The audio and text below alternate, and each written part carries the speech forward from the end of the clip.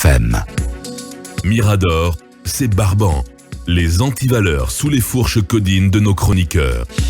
Elle a tout l'air d'un casse-tête guinéen, il le dit Talibé Bari pour le CNRD et le gouvernement des transitions.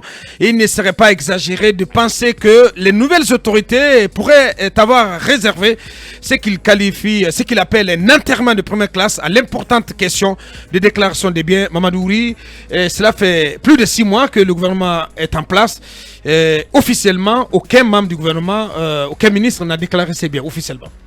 En tout cas, si on doit faire confiance en ce que le ministre des Sports a dit ici sur ce plateau et dans cette émission Mirador, c'est que tous les membres du gouvernement devraient déclarer leurs biens ou procéder ou commencer à déclarer leurs biens courant mois de mars. Je crois, si je ne me trompe. Effectivement. Maintenant, le mois de mars n'est pas encore terminé.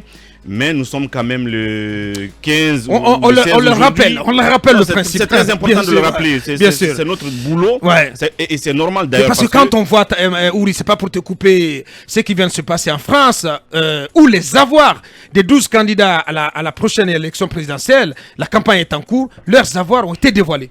Absolument. Ouais. C'est la bonne pratique.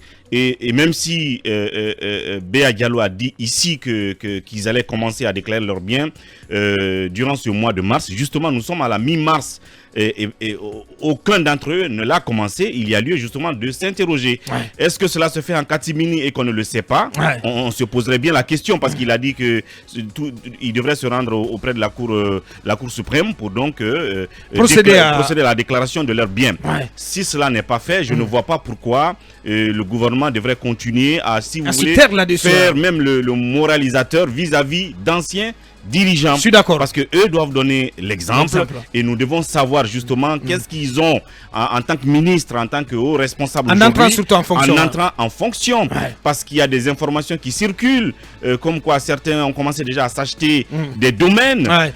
On a même appris que ça reste à vérifier, que des hauts gradés du CNRD auraient commencé à acheter des immeubles, des maisons du côté de la Côte d'Ivoire.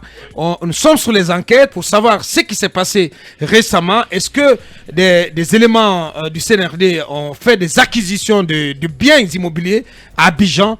L'enquête est en cours. À Assini surtout. Faut le préciser. Où ça? À Assini. Assini, bien. Ah oui. Bien. Allez-y, vous continuez. Donc, et nous avons des sources qui avant même la Côte d'Ivoire, il paraît qu'il y a des terrains à Farana qu'on ne fait que récupérer. Bien. Allez. Ouais, vous poursuivez. Donc voyez-vous, il y a des sources qui continuent à nous indexer des lieux ici, pas loin de films, un peu partout à Conakry et à l'intérieur du pays, comme quoi tel ministre, tel cadre a acheté ça. Donc dès lors que nous commençons à constater ce genre de choses, ça veut dire que ça ne va pas du tout. Donc, je crois qu'il revient au président de la République, une fois encore, de mettre la pression pour que ces messieurs et dames au gouvernement, et même au-delà, déclarent leurs biens. Sinon, je crois que Madame la ministre qui a donc démissionné, on dirait que justement la principale raison de son renvoi du gouvernement, c'est certainement le fait qu'elle avait demandé que les gens justement parce que s'entêtait là-dessus. Et elle insistait à chaque conseil des ministres. Et peut-être qu'à cause de cela, elle était devenue personne non grata dans le gouvernement. Je pense que si on veut prôner la bonne gouvernance, la transparence, la pratique illustrative de cela, c'est bien entendu en tant que gestionnaire qu'on sache justement ce que vous avez en entrant en fonction et à la sortie, on sache si vous n'en avez pas accumulé. Bien. Malheureusement, il n'y a pas d'information là-dessus. Bien. Avant cabinet Talibé, vous allez nous rappeler les avoirs, parce que du côté de la France, on est transparent, les avoirs des 12 candidats. Il y a eu donc les candidats. Les chiffres qui montrent que Macron n'est pas le plus riche. Hein. Bien sûr. Président en exercice, oui, président sortant. Oui, les 12 candidats ont été soumis à des déclarations certifiées sur l'honneur par le Conseil. De leurs avoirs. De leurs avoirs sur l'honneur par le Conseil constitutionnel. Il s'agit des avoirs en immobilier, les biens supérieurs à 10 000 euros, les voitures, les comptes bancaires, mais aussi les participations dans le capital de société, les dettes éventuelles et activités professionnelles des 5 dernières années. Ouais. Donc, tout cela réuni donne la liste en termes de patrimoine des candidats, la liste suivante. Valérie Pécresse, la candidate de les Républicains, vient en tête avec 9,7 millions d'euros d'avoir, donc de patrimoine. Vous avez deuxièmement Éric Zemmour, 4,2 millions d'euros. Zemmour, donc, il a plein aux as. Il a un petit coffre-fort solide. Vous avez Nicolas Dupont-Aignan, il a 2 millions d'euros. Ensuite, Jean-Luc Mélenchon, 1,4 million d'euros. La France insoumise. Marine Le Pen, elle a 1,2 million d'euros du Rassemblement national. Jean Lassalle, 630 millions d'euros. Non, 30 000. 630 000 euros, je vous l'ai dit. 630 000 euros, Jean Lassalle. Anne Hidalgo, 575 000 euros. Ensuite, vous avez Emmanuel Macron, 500. En 8e position, carrément. En 8e position, 550 000 euros. Oui, mais Macron, je ne peux pas comprendre quoi. Non, quand tu deviens président en France, tes avoirs chutent. Tu ne peux plus, sinon c'est un grand banquier. Bien sûr, justement, mais attention. Là-bas, c'est comme ça.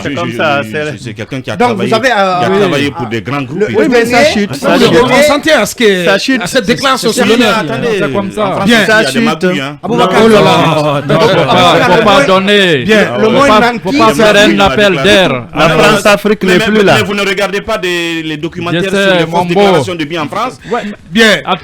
Les îles.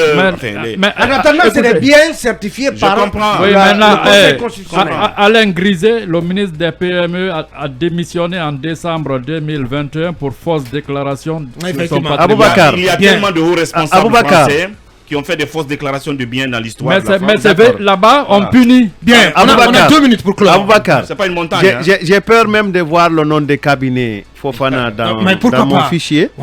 Parce que avec l'aide de nos amis en France, on nous a remis 300 comptes appartenant à des Guinéens. Là-bas, on vérifie. 300 comptes. J'ai Déjà déjà retrouvé. Parmi le compte bancaire de cabinet. Non, cabinet n'y figure pas puisqu'il n'est pas ministre. Mais j'avais peur de voir son nom. Écoutez, c'est très sérieux. Sur les 300, il y a déjà certains secrétaires généraux des départements. Actuels. Et ces comptes-là, on va les surveiller. Il y a des enfants des ministres dedans. On va surveiller ces comptes-là. Et on a suffisamment d'avocats pour être défendus. Préparez-vous. Bien. Oui, cabinet pour en terminer. Je pense qu'il va de soi que les ministres... Obligation de transparence. Absolument, pour qu'ils disent effectivement ce qu'ils ont comme avoir en entrant dans le gouvernement. Parce que même une semaine ou 2 mois après qu'on soit entré au gouvernement, on peut piquer dans les caisses de l'État.